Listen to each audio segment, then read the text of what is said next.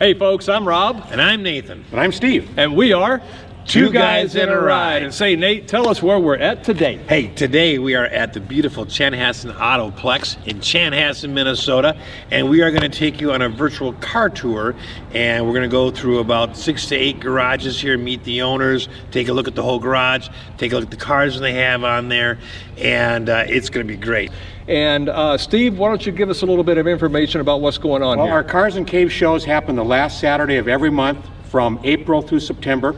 As we all know, April has been canceled out here, but we've got the virtual car show with Two Guys in a Ride helping us out, and you're going to see some great garages today. I might add that during our car shows, we always give back to the community.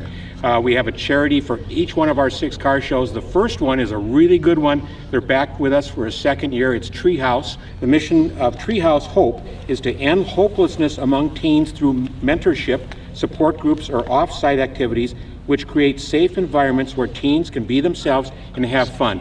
So there will be a link on the website to donate. Please donate generously. It's a great cause. We help a lot of teens, and so please donate. Thank you. All right, so what do you say, Steve and Nate? Oh, let's go for a ride. All right.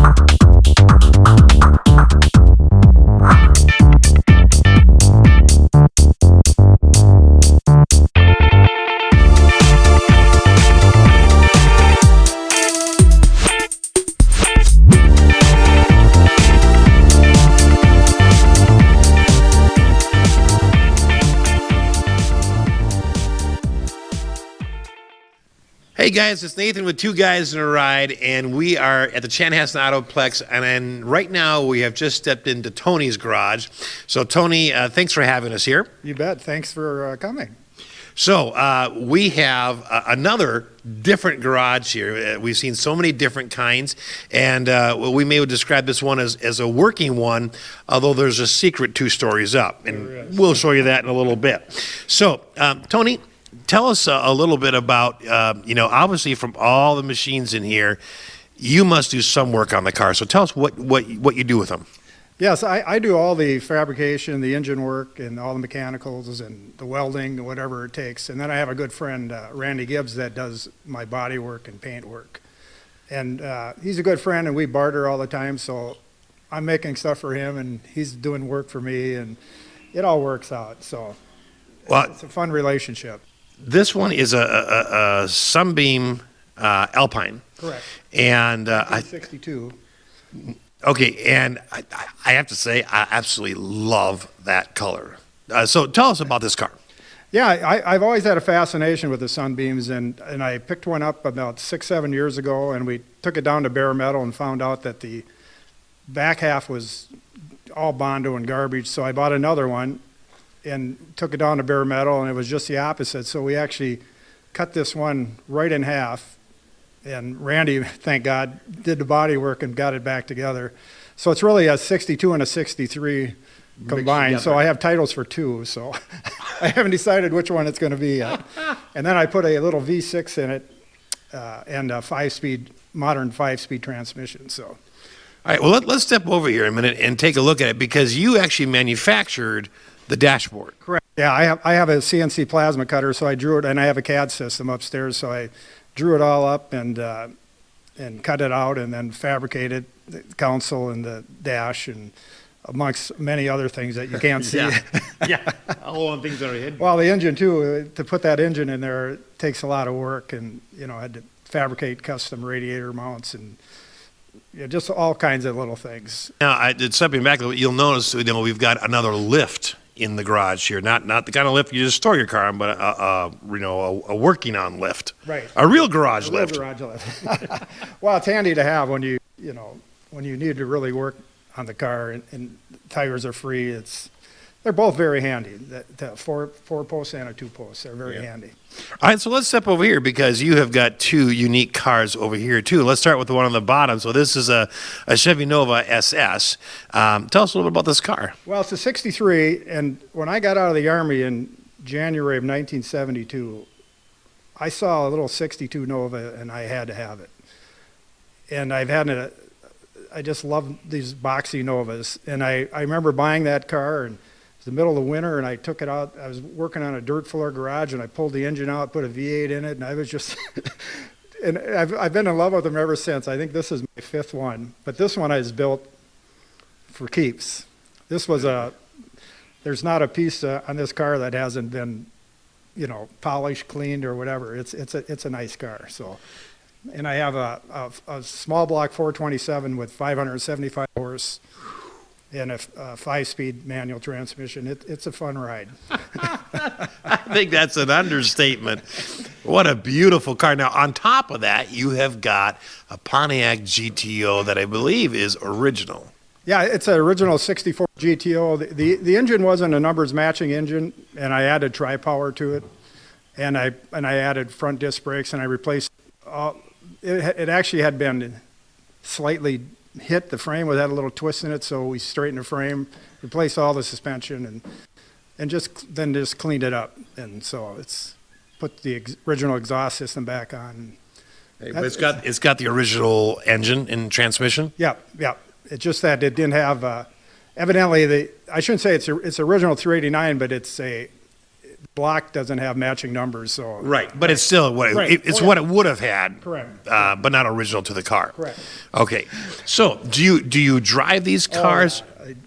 I drive the heck out of that car there. That thing is Nova. beat on regularly. And this one's more for cruising. It's funny because the 64 GTO was supposed to be the kind of the introduction of the muscle car era and everything, and it's a pretty hot car, but after driving a Nova, it feels like it's a dog. So my wife hates driving in this car, so I have to drive her in this car. So now, speaking of family, a lot of the garage owners, they have a loft area, which we'll see yours a little arranged a little differently. But their families sometimes come. Does that happen with you guys, or is this pretty much just a man cave? No, we have an annual family. My family has an annual party out here. We get maybe 40 to 50 people upstairs, and I come from a family of 14, so I have plenty of people to fill up the space. But my wife comes out here periodically, but pretty much I'm out here maybe 5 days a week. Take us on just a real quick tour here of just some of the machines. Yeah, it's pretty much all metal fab. We have, a little foot shear, a press, and a little brake, and I have a MIG welder, a TIG welder, a plasma cutter, and a lot of hand tools. And then back here I have my saw. I got everything on wheels so I can wheel it out in the shop. Yeah, I noticed that. And this is a tubing bender, so I can bend up to 2-inch pipe or 1.5-inch pipe in this little machine, and my steel rack and my sand blaster. And Wow. There's another welder and another plasma cutter, and for heavier work. That's kind of a light duty one out there. And then a bandsaw and drill press. This is a fancy drill bit sharpener. That's very fancy. Iron worker, and then the machining tools, a Bridgeport mill and a lathe over there. So I can pretty much fabricate anything. Anything that you want there. Right. Wow. And a lot of times I'm just doing it for other people. It's fun. Right. You obviously enjoy it, or you wouldn't be out here doing all that work. Now, and you actually have a bathroom on the main floor. Right. I have one upstairs and down. Because once again, when we bought this unit, it was empty. Completely empty. Okay. Except they had this boxed in for the stairwell. So I built a little bathroom in here. And I've done everything myself, so it's been kind of a fun project. I haven't had to hire anyone other than a plumber to do some work. But Okay, so you built this entire storage area up above. Yeah. The loft that we're going to see, that was already up there, Correct. but just bare. Yeah. And then my younger brother restores mini bikes, so I was going to ask you about this. So I had to have, they're all 1970, and you know, that was my era of 60s and 70s, and we all had mini bikes. All right, well, let's go upstairs and we'll take a look at the loft. Now, this is a little different because we have to go through, normally the lofts are right in the garages, right? So I'm going to let you lead the way, Tony, and I'm going to, so, ooh, this is an extremely wide stairwell. It's zoned commercially, so you had to have the dual rails, and these are all the ones I was telling you I burn out for veterans. So there's... Oh, yeah, on your laser. Yeah. So when veterans come to the car shows, I give them... That is really neat. And again, thank you for your service. Yes. What do you got? All right, so here we are upstairs in Tony's loft. My loft. But actually, it's a whole nother floor. It's the same size as the garage. It was kind of ironic because I wasn't looking for this. Then the developer brought me up here, and of course it was empty. And he says, for X number of dollars, you could have all this. And the first thing I thought is I used to shoot snooker all the time, and I thought I finally have a room for a snooker table. So I did. I brought it up here, weighed 1,000 pounds. Had it up here for 2 years, and no one played it except me. So I finally got rid of it, and I have a regular 9-foot table now. So this is our game room. So, all right, so now back here, there's a couple of unusual things. First of all, you are probably the only grown man I know that has one wickedly awesome racetrack built. So are we going to get a demonstration of this? Oh, yes, yeah. My brothers and I grew up with small HO cars. These are 132nd. Right. And we just loved them, you know. So the only people that I really race a lot with are my brothers and stuff, so. It's a 4-lane track. Some of them are hotter than others. Whoa! So This is probably the only shuffleboard I've ever seen that's raised up and done by hand.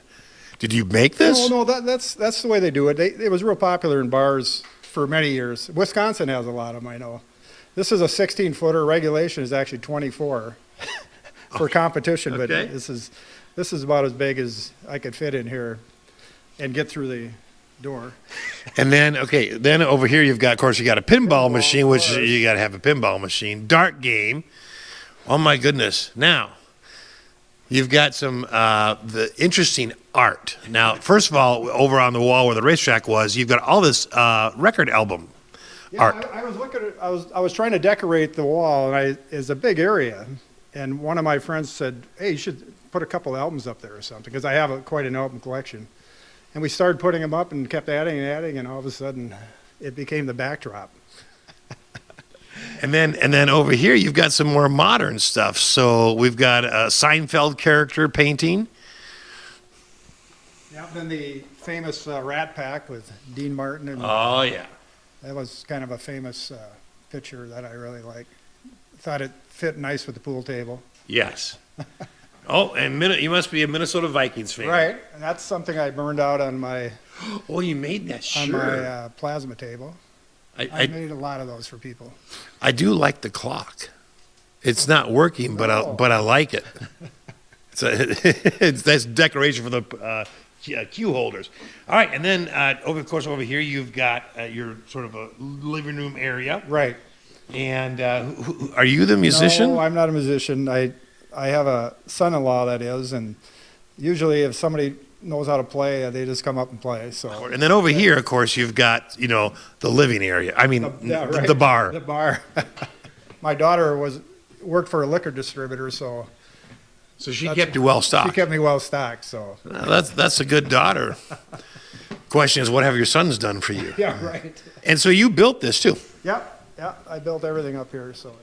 And then you actually have a small deck right out front. Yeah, every one of these has this small deck just for standing on it. And it's nice to overlook the area out here. There's a lot of wildlife out there. Well, I'll tell you what, Tony, thank you so much for taking us on a tour of your beautiful garage and your loft. It's so fun to see something different in every garage and to see your personalities come out. Love the world map. Right. Yep. Absolutely love that. Many an hour standing here with people they're pointing where they've been and where, you Mm-hmm. know, where they like to go. It's just wallpaper, but it Makes for a nice it makes conversation right, piece. it does. Well, yeah, on behalf of Two Guys in a Ride, thanks again, Well, Tony. thank you. Appreciate Thank it. you and thanks to all of our sponsors and Yeah. to help us put on these charity car shows. It's been really fun. Thank you.